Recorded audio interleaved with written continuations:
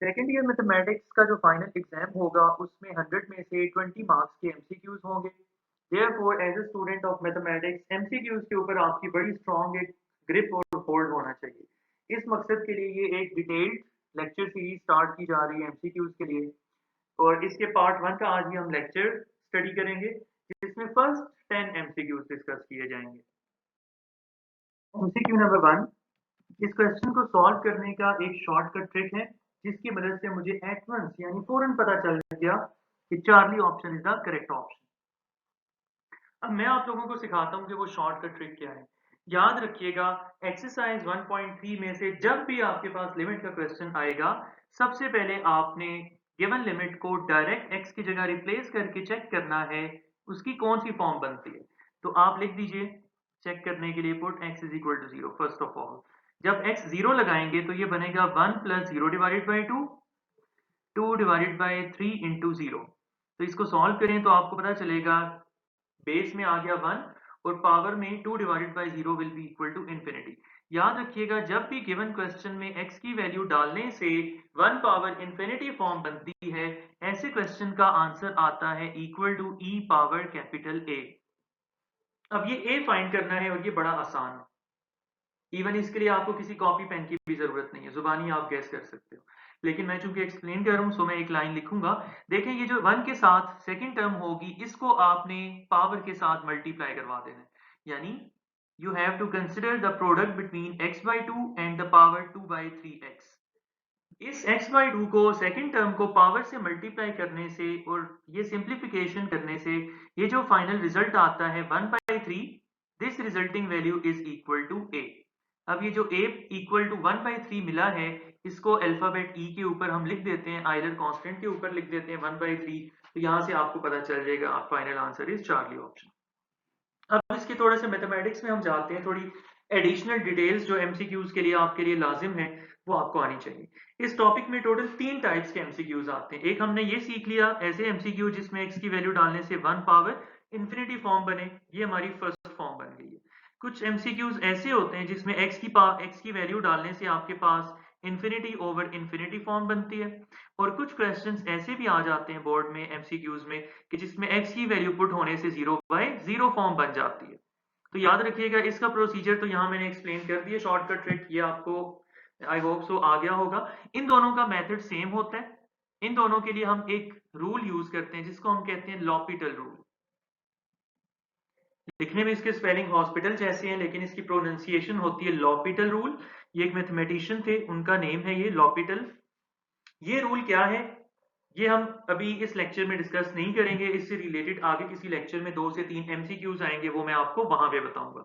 इसके बाद आखिरी पॉइंट इस एमसीक्यू में याद रखिएगा, ये जो 1 पावर इन्फिनिटी होता है, इन्फिनिटी ओवर इन्फिनिटी होता है और 0 डिवाइडेड बाय 0 होता है। इन तीनों को मैथ्स में कहा जाता है इनडिटर्मिनेट फॉर्म। यानी ये अगर इनको सॉल्व किया जाए तो हमारे पास आप कह सकते हैं कि कोई एक यूनिक आंसर नहीं आता। एमसीक्यू नंबर 2 फॉर्मूला बेस्ड है। इस एमसीक्यू को एग्जाम में शामिल करने का ये मकसद होता है कि चेक किया जाए क्या स्टूडेंट्स की फॉर्मूलाज के ऊपर स्ट्रॉन्ग ग्रिप है। तो सबसे पहले ये जो 3 फॉर्मूलाज हैं, ये क्लास 10 में और फर्स्ट ईयर में भी आप लोगों ने इनको स्टडी किया था। इनको पैथागोरियन आइडेंटिटीज भी कहा जाता है क्योंकि पैथागोरस ने इनको इन्वेंट किया था। इनको ट्रिगोनोमेट्रिक या सर्कुलर फंक्शंस भी कहा जाता है। लेकिन जब फॉर्मूलाज के अंदर ये h अल्फाबेट h आना शुरू हो जाता है तो ऐसे फंक्शंस को हम हाइपरबोलिक फंक्शंस कहते हैं। इन 3 फॉर्मूलाज को बिल्कुल इसी सीक्वेंस में इसी ऑर्डर में आप लोगों ने याद करना है जैसे मैंने लिखे हुए हैं। फिर इनसे हाइपरबोलिक फंक्शंस कैसे बनते हैं इसकी एक शॉर्टकट ट्रिक मैं आपको बता देता हूं। याद रखिएगा, हाइपरबोलिक फंक्शंस बनाने के लिए आपने ये सारे साइंस चेंज करने हैं। इन तीनों प्लेसेस पे जो पॉजिटिव साइन आया है इसको आपने रिप्लेस करना है नेगेटिव साइन के साथ, और ये जो रिजल्टिंग फॉर्मूले होंगे वो हाइपरबोलिक के बन जाएंगे। अब देखें, जब फॉर एग्जांपल फर्स्ट में हमने प्लस को माइनस से रिप्लेस किया तो ये बन गया cos hyperbolic square theta minus sin hyperbolic square theta. और यही क्वेश्चन जो है एमसीक्यू में पूछा गया आपसे। अब एमसीक्यू कैसे आपने देखना है, cos का साइन नेगेटिव रखना है, sin का साइन पॉजिटिव रखना है आपने। इसके लिए दो ऑप्शन है, या तो रीअरेंजमेंट कर लीजिए आप लोग या दोनों साइड्स को -1 से मल्टीप्लाई करें। Multiply both sides by -1, you will get sin hyperbolic square theta minus cos hyperbolic square theta is equal to 1 into -1 will be -1. So इसका राइट ऑप्शन है -1। ये टोटल मैंने अभी आपको आपके सामने 6 फार्मूलाज लिखे हैं, इनको आपने याद करना है हूबहू। हो सकता है कि आपके टाइम में जो है ये वाला फार्मूला एग्जाम में पूछ लिया जाए। इनके अलावा आपकी 1.1 एक्सरसाइज और पीछे एग्जाम्पल में एक और फार्मूला, ये डबल एंगल फार्मूला मौजूद है। इसका जो हाइपरबोलिक वर्जन है वो बनाने के लिए आपने ये नेगेटिव साइन को पॉजिटिव साइन के साथ रिप्लेस करना है। तो आपकी इस बुक में ये टोटल 8 फार्मूलाज मेंशन्ड हैं हाइपरबोलिक फंक्शंस और सर्कुलर फंक्शंस के। ये सारे मैंने इधर एक ही जगह पे आपको दिखा दिए हैं। बुक में थोड़ा बिखरे हुए आगे पीछे लिखे हुए थे, तो आप लोग अपने नोट्स बनाना मत भूलिएगा और इन सब को जरूर नोट कीजिएगा। एमसीक्यू नंबर 3, इसका एक शॉर्टकट ट्रिक है जिसको देखते साथ ही मुझे पता चल गया कि इसका करेक्ट ऑप्शन है बीटा ऑप्शन। कोई कॉपी पेंसिल की जरूरत नहीं है। अब वो शॉर्टकट ट्रिक क्या है वो मैं आपको एक्सप्लेन करता हूँ, तो मुझे थोड़ा सा लिखना पड़ेगा आपको एक्सप्लेन करने के लिए। देखिए, सबसे पहले हमें सीखना है कि what is a rational function. Rational function क्या होता है? अगर हमारे पास एक पॉलिनोमियल मौजूद हो जिसको हम nx के साथ डिनोट करें, अगर हम एक पॉलिनोमियल n को किसी दूसरी नॉन जीरो पॉलिनोमियल dx पे डिवाइड कर दें, तो इन दो पॉलिनोमियल्स को डिवाइड करने से, इनकी रेशो लेने से जो रिजल्टिंग फ्रैक्शन बनती है that is denoted by r of x and is called rational fraction. इसमें याद रखिएगा denominator can not be equal to zero. ठीक है, डिनोमिनेटर अगर इक्वल टू जीरो हो गया तो ये अनडिफाइंड हो जाती है, मैथ्स एरर प्रोवाइड करने करते हैं, स्टार्ट कर देती है। अब रैशनल फ्रैक्शन का एक ट्रिक है। ट्रिक बताने से पहले मैं थोड़ा और इसको एक्सप्लेन कर दूं कि पॉलिनोमियल से क्या मुराद है। देखिए, न्यूमरेटर में जितनी भी x के ऊपर पावर्स लिखी हुई हैं सब की सब पावर्स होल नंबर्स की शक्ल में, कहीं भी x की पावर नेगेटिव नहीं है, कहीं भी x की पावर फ्रैक्शन या डेसिमल में भी नहीं है। तो ऐसी चीज को, ऐसी क्वांटिटी को हम कहते हैं पॉलिनोमियल। तो ऊपर भी एक पॉलिनोमियल है, नीचे भी पॉलिनोमियल है, तो पॉलिनोमियल और पॉलिनोमियल की रेशो को हम रैशनल फ्रैक्शन कहते हैं। अब यहाँ तीन कैटेगरीज के एमसीक्यूज आते हैं। नंबर 1, आपने देखना है गिवन क्वेश्चन में, if degree of the polynomial inside numerator, if degree of numerator is greater than the degree of denominator, then ऐसे क्वेश्चन का जो आंसर आएगा इट इज ऑलवेज इंफिनिटी। अब आप जरा देखो, न्यूमरेटर के अंदर x की हाईएस्ट पावर क्या है? 3 है। डिनोमिनेटर के अंदर x की हाईएस्ट पावर क्या है? 2 है। तो देखें, न्यूमरेटर की डिग्री ज्यादा है डिनोमिनेटर की डिग्री से, सो मैंने इसका ट्रिक बताया कि इसका आंसर होगा इंफिनिटी। इस वजह से स्टार्ट में मैंने देखते साथ ही बता दिया था कि आंसर इज बीटा। सेकंड आप याद रखिएगा, सेकंड पॉइंट है कि if degree of numerator is less than the degree of denominator, तो ऐसी सिचुएशन में आंसर हमेशा आएगा इक्वल टू जीरो।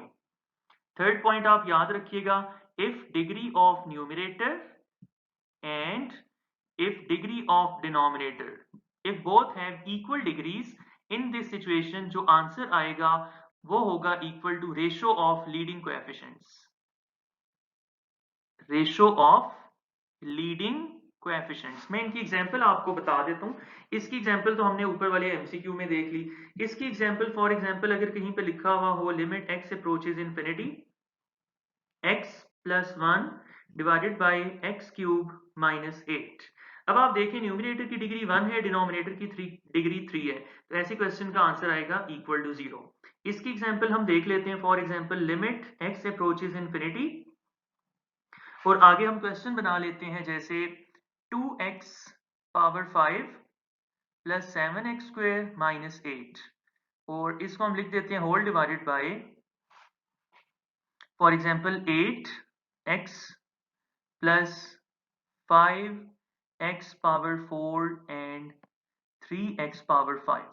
अब जरा आप देखें, न्यूमरेटर में x की हाईएस्ट पावर 5 है, डिनोमिनेटर में भी x की हाईएस्ट पावर 5 है, तो इक्वल इक्वल डिग्रीज हैं ऊपर नीचे। तो ऐसे क्वेश्चन में जो हाईएस्ट डिग्री टर्म्स होती हैं उनके कोएफिशिएंट्स की रेशो आपने लेनी होती है। ऊपर हाईएस्ट पावर x 5 है, उसका कोएफिशिएंट आ जाएगा, लीडिंग कोएफिशिएंट विल बी 2, नीचे लीडिंग कोएफिशिएंट विल बी 3। इन दोनों की रेशो ले लो तो इस क्वेश्चन का आंसर हो जाएगा 2/3।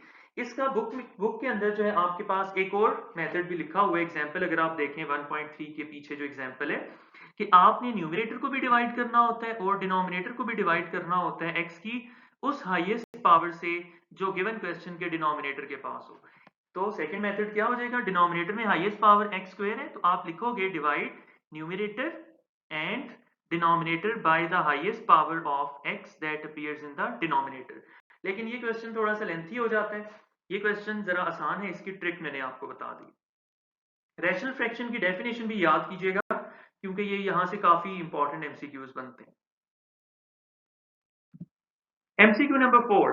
The term function was recognized by the German mathematician. इसका करेक्ट ऑप्शन है डेल्टा ऑप्शन, लिबनिज। ये जो फंक्शन का आइडिया था ये बेसिकली किसने दिया था? लिबनिज ने दिया था। इसके बाद एक और इससे रिलेटेड एमसीक्यू पूछा जाता है कि ये जो नोटेशन है f of x is equal to y, यानी y is a function of x, ये नोटेशन कौन से मैथमेटिशियन ने इंट्रोड्यूस करवाई थी? ये बात भी आप याद रखिएगा। This notation was introduced by a French mathematician Euler, या आई गेस वो फ्रेंच या जर्मन था, वो मुझे अभी कंफर्म नहीं है, लेकिन इसका नाम याद रखिएगा। ये आपकी बुक में जो चैप्टर 1 है उसके स्टार्ट में लिखा हुआ है। और यहाँ एक और इंपॉर्टेंट बात बता दूं, ये जो x होता है ब्रैकेट के अंदर आने वाली क्वांटिटी इनपुट को रिप्रेजेंट करती है। इक्वालिटी की राइट साइड पे ये जो y होता है ये आउटपुट को रिप्रेजेंट करता है। और F stands for the formula, ये वो फॉर्मूला या मशीन होती है जिसमें इनपुट और आउटपुट को हम डील करते हैं। MCQ नंबर 5, ये फिर रैशनल फ्रैक्शन आ गया। देखिए न्यूमरेटर में x की पावर नेगेटिव भी नहीं है, फ्रैक्शन में भी नहीं है, यानी वो होल नंबर की शक्ल में है 1 है, और डिनोमिनेटर में भी पॉलिनोमियल है। तो दो पॉलिनोमियल्स की रेशो को भी हमने थोड़ी देर पहले सीखा था, क्या कहते हैं? रैशनल फ्रैक्शन कहते हैं। तो सबसे पहले इस फंक्शन की टाइप को हमने आइडेंटिफाई कर लिया कि it is a rational fraction. अब वो पूछ रहा है कि ये रैशनल फ्रैक्शन कब अनडिफाइंड होती है। तो मैंने आपको बताया था कि अगर एक पॉलिनोमियल न्यूमरेटर में हो, दूसरी पॉलिनोमियल डिनोमिनेटर में हो, तो इन दोनों की रेशो को हम कहते हैं रैशनल फ्रैक्शन, और ये अनडिफाइंड हो जाती है अगर डिनोमिनेटर इक्वल टू 0 हो। देयरफॉर इसको डिफाइन करवाने के लिए हम कंडीशन लगाते हैं denominator can not be equal to 0। तो हम यहाँ पे लिखते हैं for given question f of x, for f of x to be undefined, उसको अनडिफाइंड करवाना है आपने, तो डिनोमिनेटर को क्या होना चाहिए? इक्वल टू 0, क्योंकि any number divided by 0 gives you the maths error. अगर आप फॉर एग्जांपल कैलकुलेटर में लिखो 2 divided by 0, you will see maths error. इसको सॉल्व कर लीजिए, 4 राइट हैंड साइड पे आके पॉजिटिव हो जाएगा, उसके बाद हम स्क्वायर रूट ले लेंगे। तो जब ये वेरिएबल के स्क्वायर को स्क्वायर रूट के साथ कैंसिल करते हैं तो अल्फाबेट x के साथ प्लस माइनस आता है, और 4 का स्क्वायर रूट 2। नेक्स्ट स्टेप में प्लस माइनस हम शिफ्ट कर देते हैं राइट हैंड साइड पे। तो correct option is the Charlie option. MCQ number 6, composition function का क्वेश्चन है फ्रॉम एक्सरसाइज नंबर 1.2।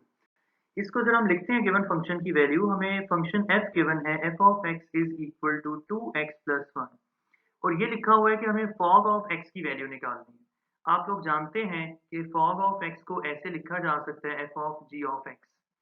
ये जो इनर सेकंड पोजीशन के ऊपर फंक्शन होता है ये बेसिकली फर्स्ट पोजीशन पे लिखे हुए फंक्शन की इनपुट बन जाता है। अब आप जरा देखिए, अगर हम कैलकुलेट करना चाह रहे हैं f of g of x, तो ये पता चला कि f के अंदर ये जो इनपुट वैल्यू x है उसको हमने रिप्लेस करवाना है फ्रॉम g of x, यानी f के अंदर जिस जगह पे x आ रहा था उसको वहां से हमने रिप्लेस करना है g of x के साथ। x वहां से चला जाएगा, उसकी जगह g of x आ जाएगा। तो यहाँ इस x की जगह हमने g of x लिख दिया। फॉलोइंग द सेम पैटर्न इस x की जगह भी हम लोग g of x पुट कर देंगे। अब देखिए जो g of x की वैल्यू हमें गिवन है वो राइट हैंड साइड पे इस जगह पे हम पुट कर देते हैं। Put g of x is equal to x square minus 1 because it is given. इसको फर्दर सिंप्लीफाई कर लेते हैं। 2 into x square will be 2x square, 2 into minus 1 is minus 2, so finally 2x square और 1 minus 2 will be minus 1, so Charlie option is the correct option। अब याद रखिएगा composition function में से 2-3 टाइप्स के क्वेश्चंस आते हैं, इनमें से ये जो इस टाइप का क्वेश्चन एमसीक्यू नंबर 6 में दिया गया है इसका कोई शॉर्टकट ट्रिक नहीं है। इसके अलावा कंपोजिशन फंक्शन की डेफिनेशन आपको एक्सप्लेन कर दूं मैं। इसकी फॉर्मल डेफिनेशन तो नहीं मैं आपको भी एक्सप्लेन कर सकता, वो काफी लेंथी हो जाएगी। तो फिलहाल हम इसका बेसिक आइडिया ले लेते हैं। अगर आपको एक function f of x given हो तो ब्रैकेट के अंदर आप लोग जानते हो कि इनपुट आती है, सो x इज द इनपुट। अगर हम किसी फंक्शन f के अंदर मौजूद इनपुट x को किसी दूसरे फंक्शन के साथ g of x के साथ रिप्लेस कर दें, तो गिवन फंक्शन f की इनपुट x को जब किसी दूसरे फंक्शन के साथ हम रिप्लेस कर देते हैं तो this resulting function is denoted bye fog of x and is called the composition function of g and f। Next है एमसीक्यू नंबर 7। ये भी 1.3 की बैक साइड पे एक एग्जांपल है और इसके दो पार्ट्स हैं। एक पार्ट यहाँ एमसीक्यू नंबर 7 में सामने आया।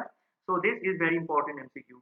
इसमें आपने याद रखना है कि यहाँ पे x की पावर अप्रोच कर रही है नेगेटिव इन्फिनिटी को, यानी x की पावर नेगेटिव है। x की पावर क्या है? नेगेटिव है। तो ऐसे क्वेश्चन में आप देखिएगा इसको हम सॉल्व कैसे करेंगे। x approaches negative infinity, numerator को और डिनोमिनेटर को दोनों को आपने नेगेटिव x के साथ डिवाइड करना है। ये मैं आपको बता देता हूँ ऐसा क्यों है। न्यूमरेटर में से जरा आप लोग कॉमन निकालिए x को। न्यूमरेटर में से जब x कॉमन निकालेंगे तो 2 के पास कॉमन नहीं है x, तो वो उसके नीचे आ जाएगा और ये बन जाएगा 3। अब डिनोमिनेटर में आप लोग देखिए स्क्वायर रूट के अंदर हम x स्क्वायर को कॉमन निकालते हैं, तो जिस नंबर 3 के पास x स्क्वायर नहीं होता उसके डिनोमिनेटर में लिखा जाता है। ये सिचुएशन बन जाएगी। अब नेक्स्ट स्टेप में जरा देखिएगा यहाँ ये क्वेश्चन इस वजह से टेक्निकल और इंपॉर्टेंट है कि इसके अंदर एब्सोल्यूट वैल्यू का कंसेप्ट इस्तेमाल होगा। अब देखिए जरा हम x स्क्वायर के स्क्वायर रूट को अलहदा कर देते हैं बाकी एक्सप्रेशन से, 3/x स्क्वायर प्लस 4।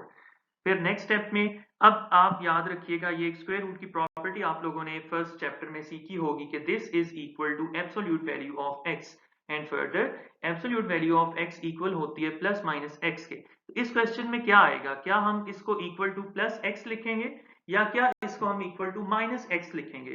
तो चूंकि x नेगेटिव साइड पर अप्रोच कर रहा है, नेगेटिव इन्फिनिटी को अप्रोच कर रहा है, सो नेगेटिव इन्फिनिटी की वजह से यहां से हम नेगेटिव साइन पिक करेंगे और पॉजिटिव साइन को इग्नोर कर देंगे।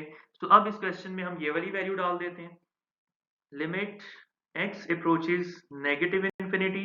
न्यूमरेटर को फिलहाल एज इट इज लिखा और डिनोमिनेटर में ये जो आपके पास स्क्वायर रूट x स्क्वायर था इसकी जगह हमने नेगेटिव x रिप्लेस कर दिया और स्क्वायर रूट वाली सारी टर्म भी एज इट इज आ जाएगी।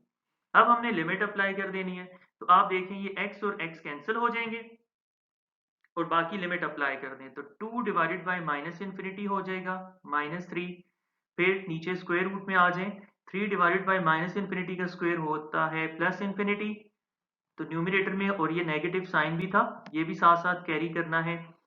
तो 2 divided by minus infinity is equal to 0 और नीचे 3 divided by infinity is also 0, तो ये बना माइनस और फिर -3 नीचे बन गया स्क्वायर रूट ऑफ 4। तो minus into minus plus 3 divided by 2, so alpha option is the correct option. MCQ number 8, what is the limit of the function.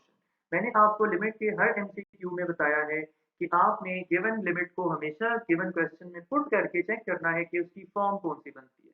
तो इसको चेक करने के लिए हम पुट करवा देते हैं, put x equal to 5 because x is approaching to 5। तो 5 पुट करके देखते हैं क्या होता है।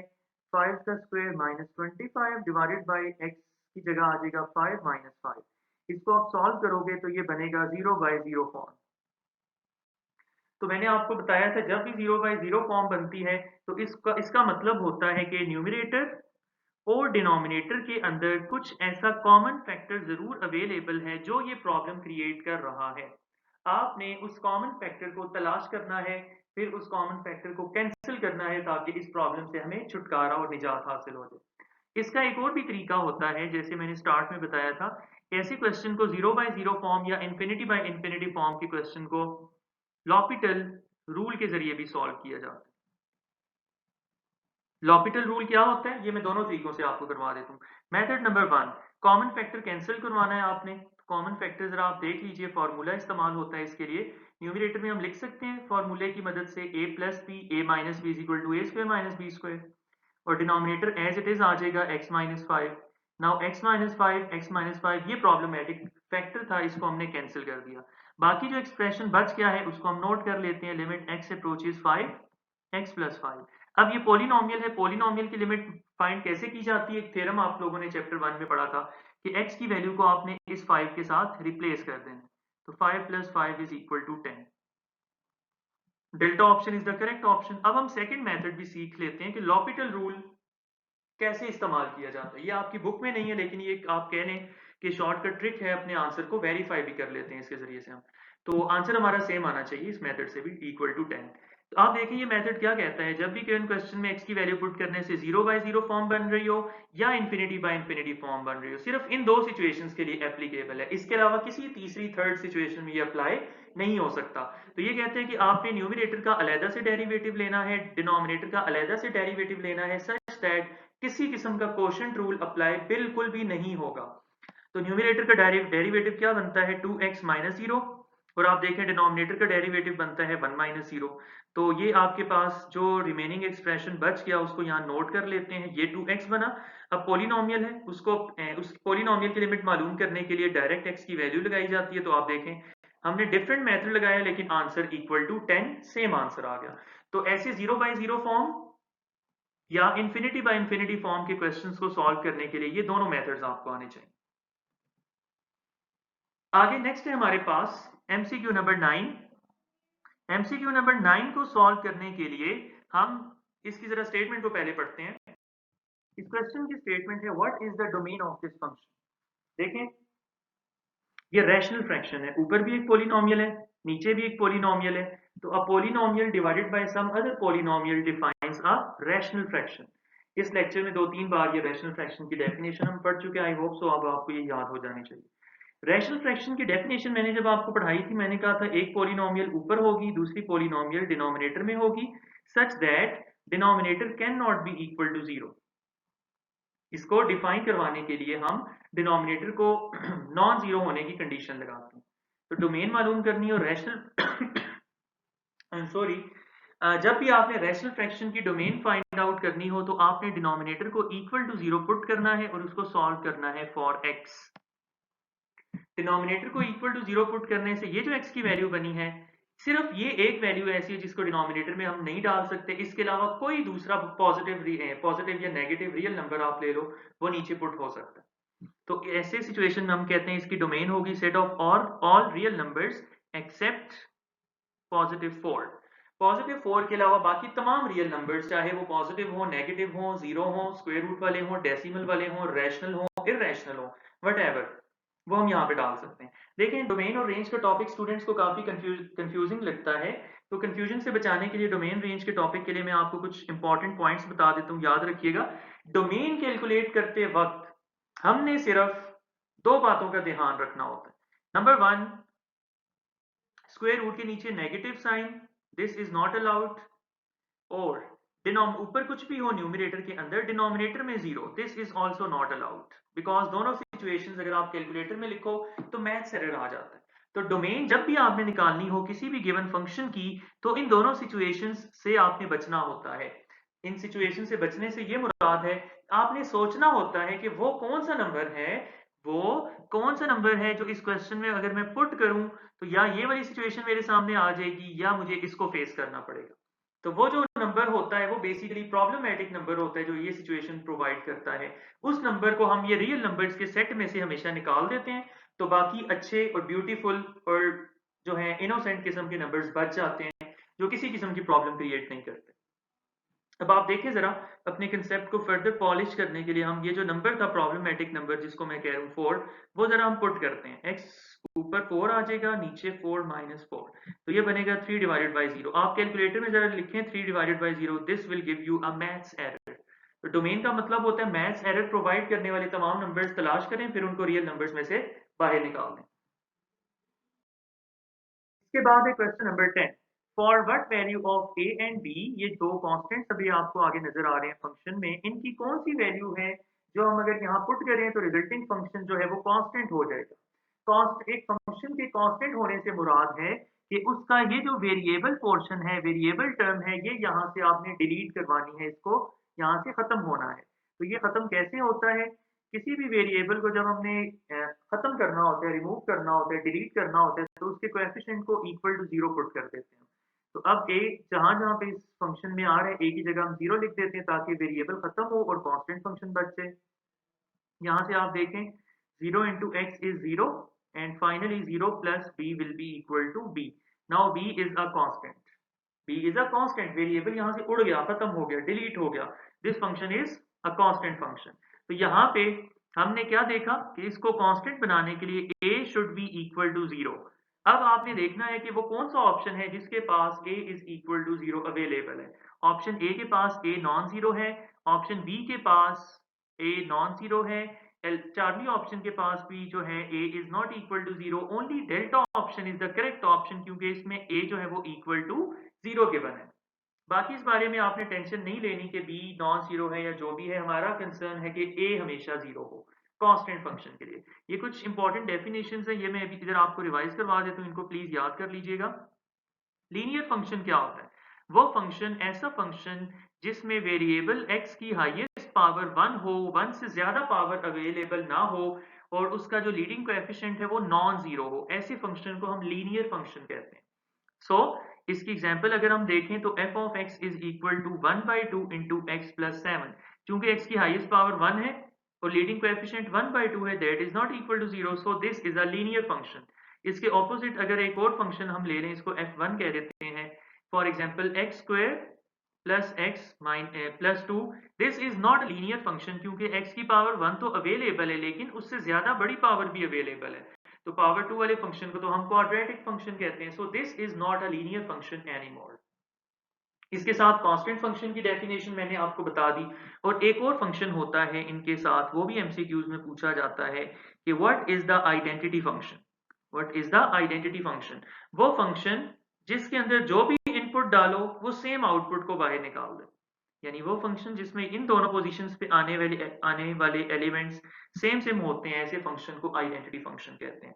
फॉर एग्जांपल f ऑफ 2, तो यहाँ पे 2 आ जाएगा राइट साइड पे। अगर इनपुट में 1 डाला है तो राइट साइड पे भी 1 आ जाएगा।